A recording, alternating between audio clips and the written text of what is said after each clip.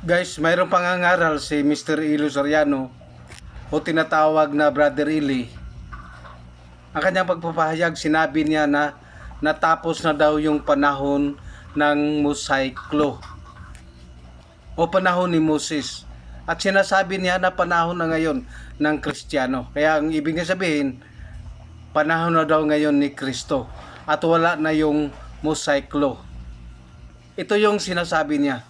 Ang sino mang nagtuturo ng mga hidwang doktrina at hindi sumasang-ayon sa turo ng ating Panginoong Hesukristo. Ito pong nagtuturo, hidwang doktrina. Yung hidwang, ibig sabihin, lisya, mali.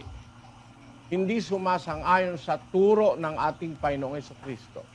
So, ang atin pong tutuklasin, yung doktrina at turo ng ating Panginoong Hesukristo. Kaya nga po kasi ganon ay dahil nandito tayo sa panahong Kristiyano. Tapos na po yung panahon ng Mosaiko, yung panahong Israelita, yung panahon ni Moises. Pero may sasabihin ako. Sinasabi na Matthew 5:17, ito yung pagkasabi.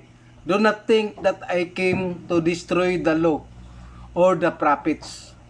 I did not come to destroy, but to fulfill.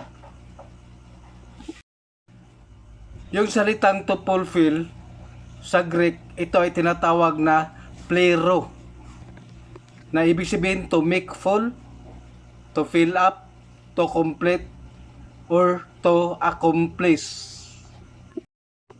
Ang Matthew 5:17 ay nagsasabi na ang salitang fulfill means to fill out, to expand, to complete, and it does not mean to bring to an end.